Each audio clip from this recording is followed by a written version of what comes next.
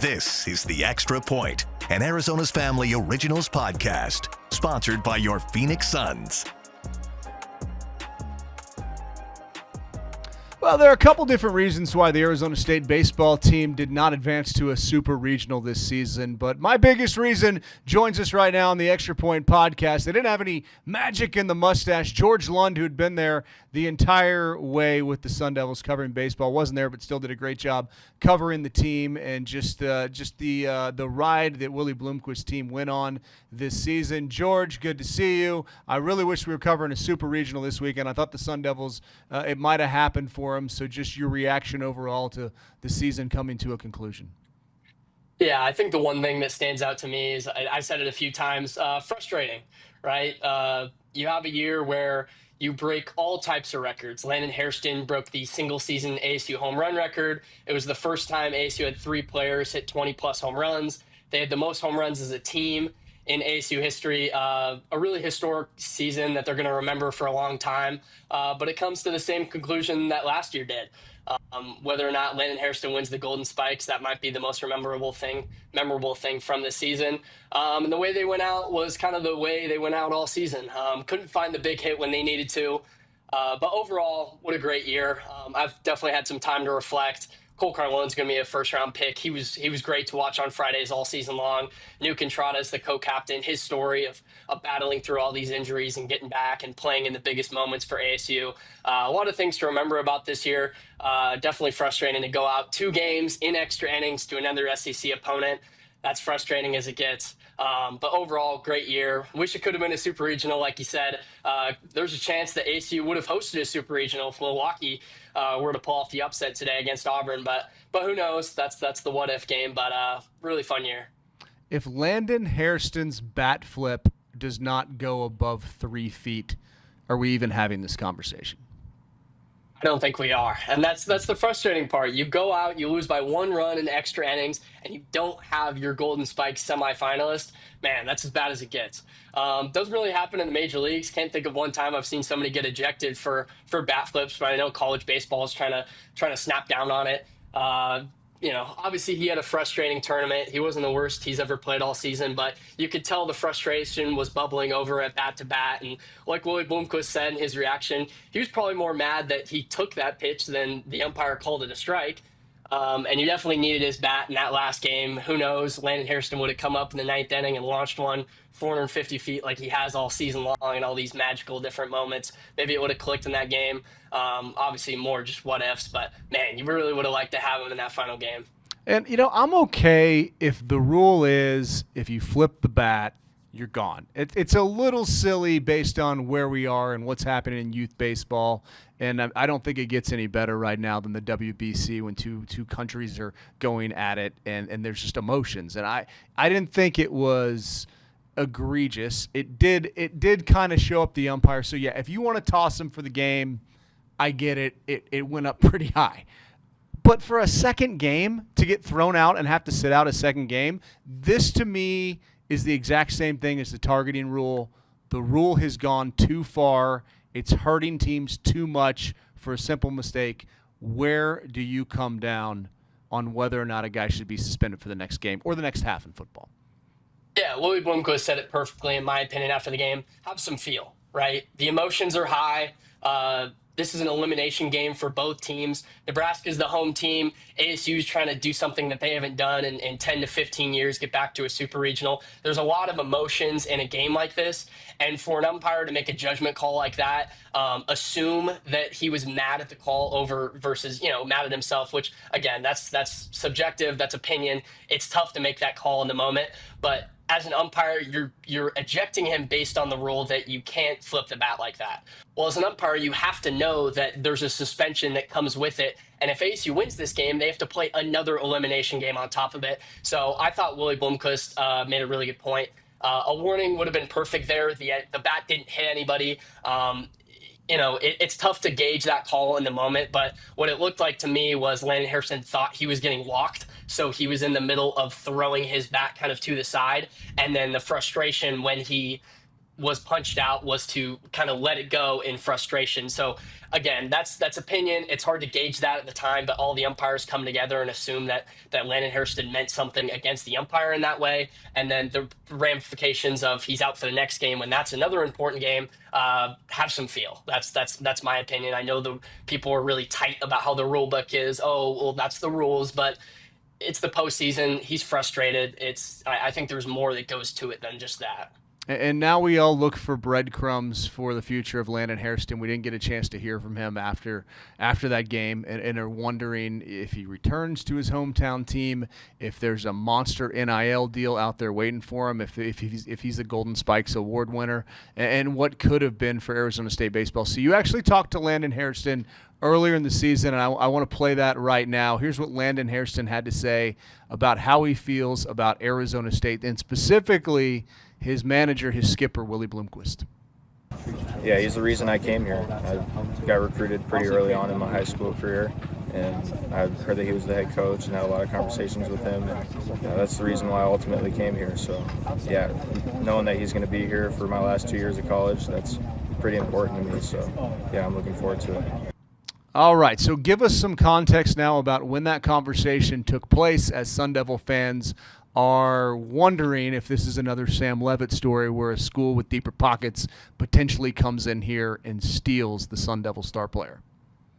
Yeah, that was the day that Willie Bloomquist was signed to a 2-year extension. So we got to talk to Willie, and that was before the season. That was back in January. So coming off of the kind of the breakthrough year for Willie Bloomquist's tenure, obviously the first year that he made the NCAA tournament, broke a lot of attendance records. It was a great year for ASU, kind of reinforced the MLBU, sending 9 players in the first 10 rounds of the MLB draft. And we got to talk to a lot of players, a lot of intrigue on some of the transfers and just what they had meant, Willie had meant to them in such a short period of time. But then obviously Landon was the number one guy we wanted to talk to.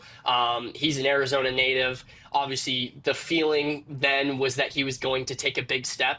Nobody knew the step that he was going to take was going to be towards the Golden Spikes Award. But at the time, he was kind of the star player of this team alongside Cole Carlone. It was big news when he came back in the offseason. So asking him what Willie had meant to him, and then hearing him talk about that, it kind of gave security to the locker room that he's going to be around for the long haul, and that it meant a lot for him to stay the next 2 years, kind of insinuated that he wants to stick around for the next 2 years.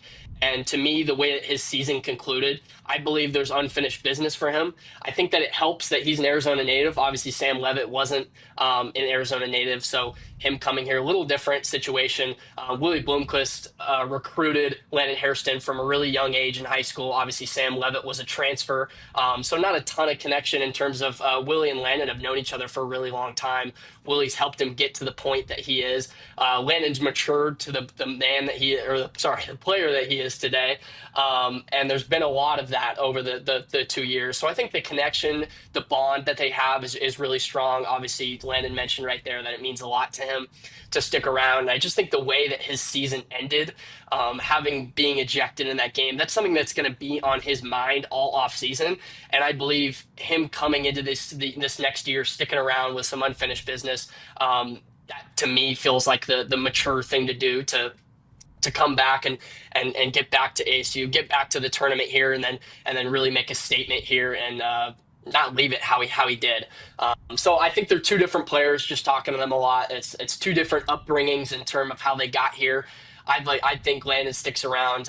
Who knows? Like you said, NIL is the transfer portal. It's a crazy world out there right now.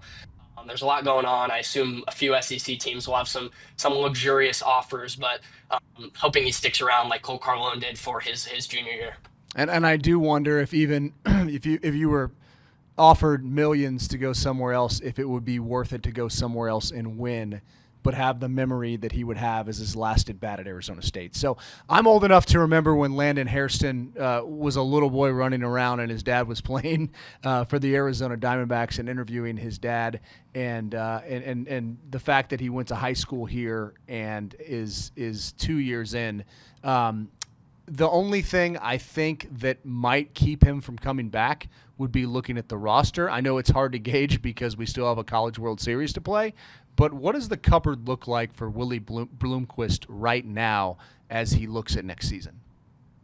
Yeah, it's really tough. It's a tough situation because when you look at last year's team, it was a really tough task to replace the 9 players that went in the first 10 rounds of the MLB draft. Talk about Jacob Tobias. He was a 4-year Sun Devil. There was a lot to replace last year. But you had the backing of, okay, Cole Carlone is going to take the jump into being a starter next year. Landon Hairston is going to take that jump into being a significant player next year. They had a lot of options in the bullpen, sophomores that were going to become juniors that you thought would take big steps. They had a few really core pieces that you felt like they could really build upon, but there was the daunting task of retooling that roster, and ASU finished with the 13th best transfer portal class according to D1 Baseball. So they really went all in on that class. But this year could be an even more daunting task.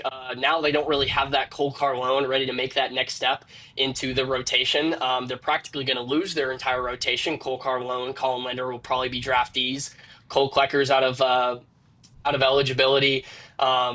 A lot of the lineup, Dean Toigo, Nuke Contradas, 4-year Sun Devil, they're gone. So the core of this team, a lot of the core is gone. You're really building around Landon Hairston and hoping you can fill in every single piece and hope that you can find the magic that you have these last two seasons. It's a really daunting task. And you look at a team like LSU.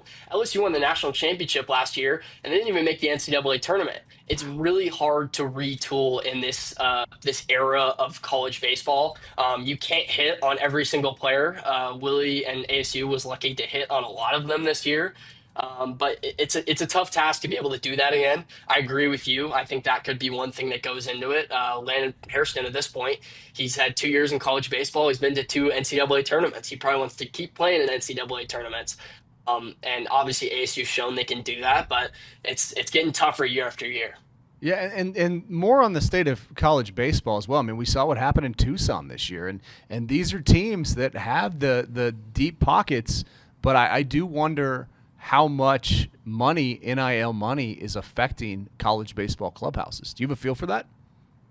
Yeah, I think it's affecting particularly ASU. You talk about some of the blue bloods of college baseball. ASU certainly one of them. I think a lot of people still stick to the fact that ASU is a historic college baseball program, and they are. But the sport, the way this landscape is, it's just not the same anymore. ASU can't really just entice kids based on the fact that they have this historic program and they're going to get there every year. That there has to be money involved, and it's really tough. I mean, you look at some teams in California, for example. I'm from California, so I resonate with that. Long Beach State, Cal State Fullerton.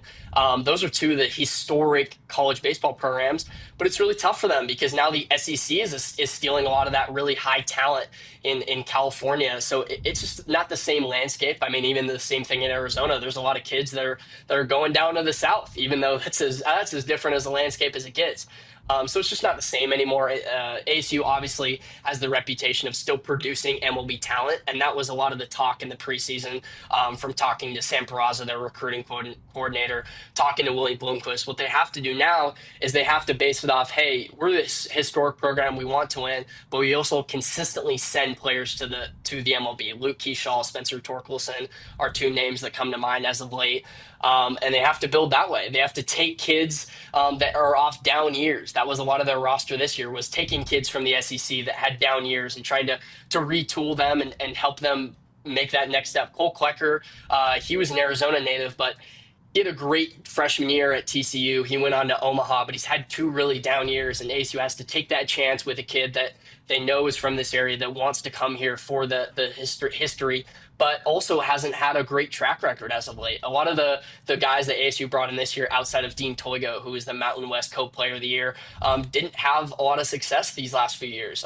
Matt Polk was a Vanderbilt transfer. That's a lot of experience, but he's coming off a really big injury. ASU had a lot of players like that. So the landscape is just really different. ASU can't go out and get the top players like maybe they used to be able to do, but they have to find ways to be strategic in how they're getting these guys. Oh, and I would think also having half of Major League Baseball here in the spring is a benefit of just people being able to see you. So, if I'm a kid who's about winning baseball championships and trying to be the best baseball player of all time, I think there's a lot of reason to come out here. I do wonder, as we hear more about the 8-figure donor for football, if any of that translates down to baseball, and any of these guys like that end up in the MLB, or maybe hit up Reggie Jackson and be like, hey, you want to help out your alma mater, your name's out there on the wall. So, but yeah, very interested to see where Arizona State baseball goes from here, and if Hairston does return. As far as softball goes, it was kind of one of those weekends where it's just like, man, they were just like this close, and now what do we do? Like, what do we watch? The D-backs got swept. The Mercury are one of the worst teams in the WNBA. I needed ASU baseball and softball to like sustain me here this summer. I guess we have Phoenix Rising; they're doing okay, but getting ready for training camp and footballs. Unless the D-backs can beat the Dodgers here and make things interesting. Let's talk about that softball team though, because did you see this coming at all? Say, I don't know, like first week of May. Definitely not even close. ASU finished 11-13 in conference play. They were sixth place. They've lost 3 series in April. I definitely didn't see this one coming, especially when you look at the Big 12 tournament. They lost a series to Arizona during the season. They beat them in the first round of the Big 12 tournament. They got swept by Texas Tech at the end of the season. They had to beat them, and Texas Tech is in Omaha right now. So the way the course of the season was going, you didn't really see. I personally didn't see this coming. Maybe people more associated with ASU softball within ASU softball saw it coming. Obviously, they have the talent. There's no doubt about that. When you have Kenzie Brown in your team, obviously you're set up for success. But the run they made in the Big 12 tournament was miraculous. I mean, to upset Texas Tech there, that was awesome. That was a lot of the talking point going into the ASU baseball postseason was, hey, can we replicate what ASU softball is doing right now? And then, of course, to upset Texas A&M in their own regional. I mean, that was awesome.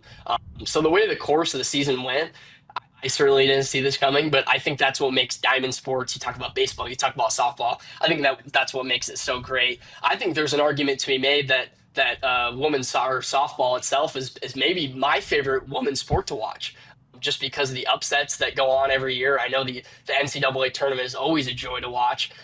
So I like watching softball a lot, but I think the underdog stories are what really make softball. And you saw that with ASU.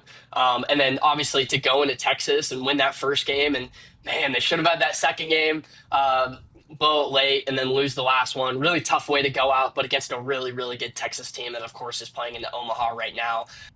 But it was a miraculous year. Kenzie Brown, Samantha Swan, what a great year. And we'll win Omaha, by the way. I'm a Longhorn alum and covered a lot of UT softball back in the day to get started. Kenzie Brown, watching her on Friday night carve up the defending national champs. Now, they made some adjustments. I'm sure their video people were looking all night. But we had post-game sound, and the Sun Devils were talking about her having 2 different changeups, which was, just tying the Longhorns in knots. That Friday night performance for me was enough to be like, Sun Devil Hall of Famer, Ring of Honor member, put her in the arena and give her a plaque. Do you agree?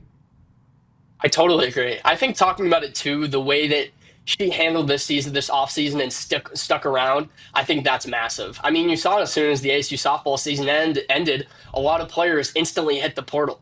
And it's tough for softball for a lot of programs. It's not a sport that makes a ton of money, so it's tough to fund those programs. So for Kenzie Brown to stick around last season and make another run, I think that was more than enough to earn herself some accolades and some historical monuments, maybe say, or some plaques, whatever the case may be, to make her a part of ASU softball forever.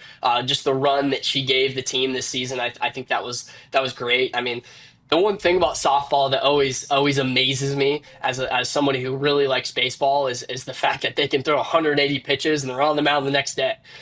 So the endurance to be able to make that run and pitch day after day, she really gave it her all for ASU softball, and I think she's one to remember for a very long time.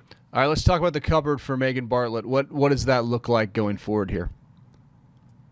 Yeah, I think she's one of the up and coming coaches in softball right now, and I think especially for ASU is so dang fortunate to have a lot of the coaches that they do in their athletic program right now. But obviously, young upcoming coach, I think there's a lot of room to grow. But it'll be tough again, just like ASU baseball, to retool this offseason, fill in some of the gaps that they have with a lot of the players they're going to lose, but. Really excited for her going forward. I think she's a great addition to ASU athletics and keep watching these teams go. All right, and you're way ahead of where I was in college. So you just graduated from ASU, correct? Yes, I did. Okay, it took me like 2 years to figure out how to look into a camera and speak coherently. I mean, you're just, man, I can't believe that you're just finishing up school. So you've been working at Devil's Digest, and are you going to keep going this summer? What does your work prospects look like from here on out as you go pro yourself? Yeah, I have something upcoming. I'm going to work with Locked On Sports to start the Locked On Diamondbacks. I'm going to take over host there. I'm really, really excited for that. Obviously, 5-day-a-week show, talk about the Diamondbacks, staying in the Valley sports, talking about baseball. That's really important to me. I'm such a big baseball guy. Obviously, love football, love basketball. Got some football, basketball stuff behind me.